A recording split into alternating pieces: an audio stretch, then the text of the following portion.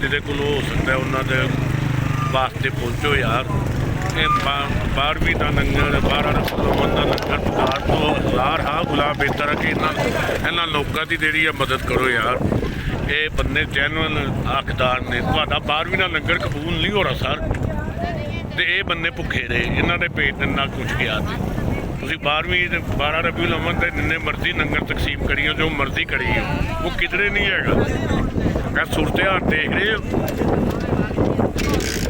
ਤੁਹਾਡੇ 2 ਘੰਟਾ ਬਾਰਿਸ਼ ਹੋ ਜਾਵੇ ਨਾ ਤੇ ਤੁਹਾਨੂੰ ਮੁਸੀਬਤ ਪੈ ਜਾਂਦੀ ਹੈ।